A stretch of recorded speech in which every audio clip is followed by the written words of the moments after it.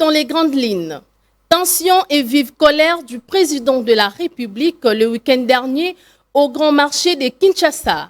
En plein contrôle de travaux de voies d'accès à Zando, le chef de l'État a sévèrement recadré le responsable du chantier face à l'état d'avancement jugé insatisfaisant. Une visite surprise marquée par des échanges musclés et des exigences fermes. Nous vous proposons de suivre ces reportages.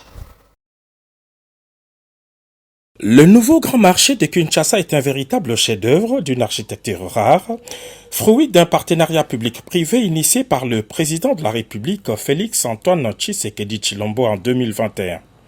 Des pavillons modernes, des entrepôts sécurisés, 10 000 étalages adaptés et des trottoirs spacieux, les nouveaux Zando à tout d'un marché moderne prêt à ouvrir ses portes pour près de 50 000 acheteurs par jour.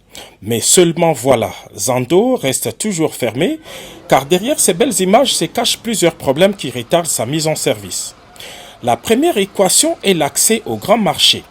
Au cours de sa visite d'inspection effectuée en 2025, le président de la République avait ordonné l'ouverture de toutes les voies d'accès qui mènent vers Zando.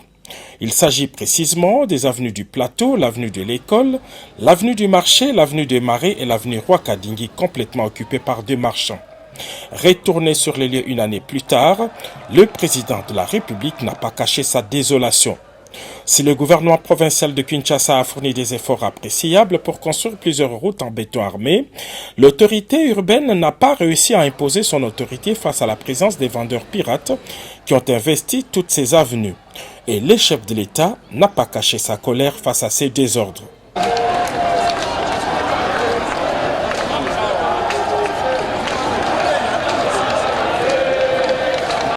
L'autre situation qui a hérité les chefs de l'État est l'assainissement du milieu.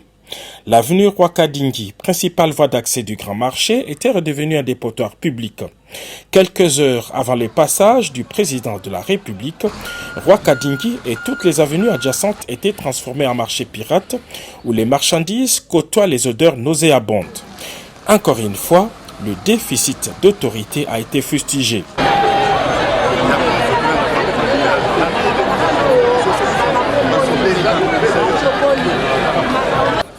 Durant toute sa visite, le chef de l'État n'a cessé de marteler qu'il ne veut plus voir un seul étalage sur la chaussée et dorénavant, quiconque s'entêterait court le risque de voir ses articles saisis.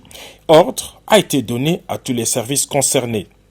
Selon nos propres informations, les éléments de la police affectés à cet endroit se sont transformés en percepteurs de taxes illicites avec la complicité des commerçants expatriés.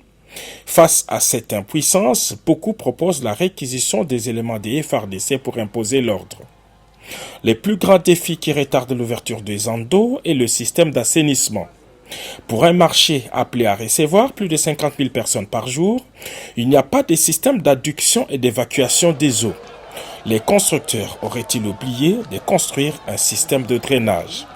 Même si tout a été fait pour dissimuler les chaos des Roi-Kadingi, son grand caniveau bouché a révélé tout ce qui a été fait à la dernière minute.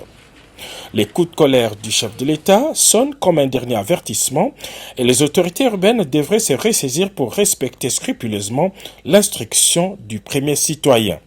En attendant, les Kinois attendent de pied ferme la réouverture du grand marché, ce qui devrait permettre le démantèlement de tous les marchés pirates à travers la ville capitale.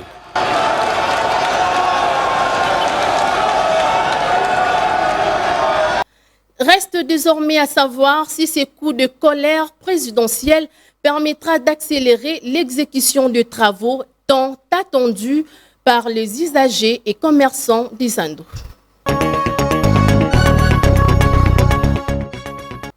Merci d'avoir suivi ce numéro des grandes lignes.